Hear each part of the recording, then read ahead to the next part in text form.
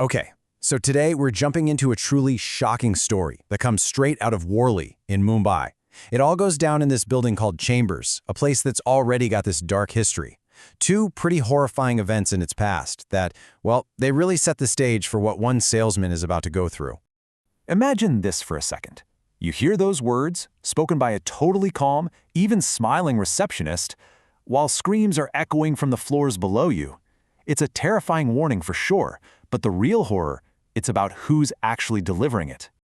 So the big question is, how does a completely normal sales call turn into a full-blown supernatural nightmare?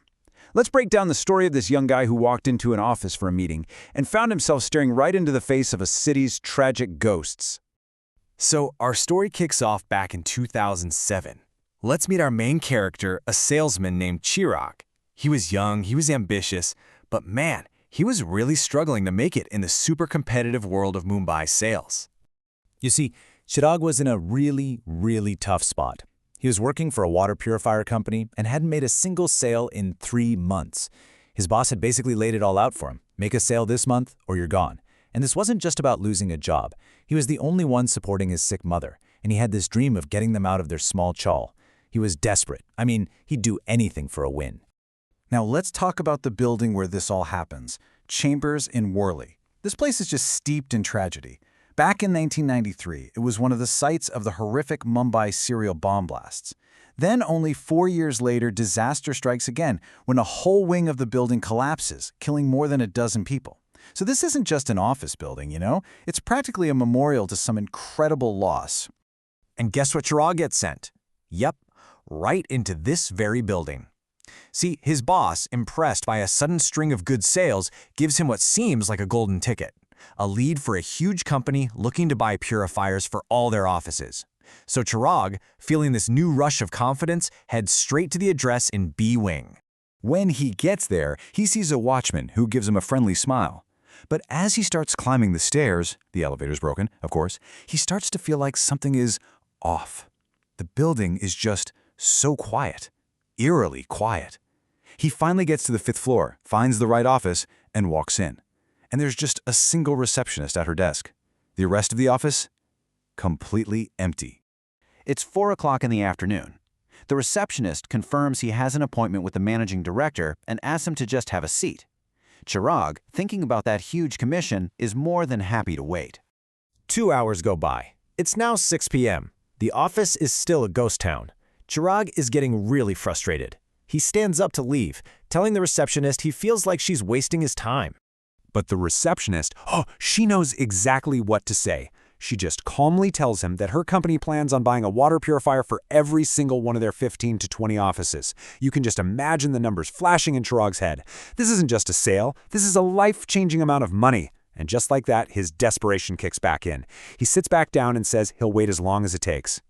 And as the sun goes down and night starts to fall, his long wait is about to turn into an absolute living nightmare. The real terror, it's just getting started. At exactly 8 p.m., that eerie silence is just shattered by this deafening explosion from one of the floors below. Emergency alarms start wailing, and then he hears people screaming in agony. Chirag is terrified. He asks the receptionist if they should go help, and her response is just unbelievably casual. She says, "People are probably burning right now, sir. These sounds happen every day." She goes on to explain that people have forgotten the screams and the pain, and that if you go outside, death might just find you sooner. The screams. They start to move up. From the ground floor to the 1st, then the 3rd, getting closer and closer. And as the sound reaches their floor, the receptionist's calm expression completely shatters.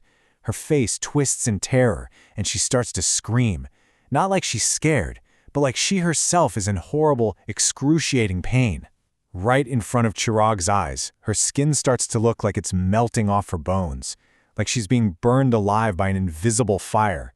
Chirag is just paralyzed with terror. He squeezes his eyes shut and just screams for help. And in that moment, the office door swings open. A figure appears, offering him a rescue and a terrifying explanation for what he just saw. It's the watchman, the same guy he saw when he first arrived. He finds Chirag huddled in the chair, and he quickly helps him out of the room and down the stairs, telling him it's not safe to be up there at night. And this is where we get the first mind-bending twist.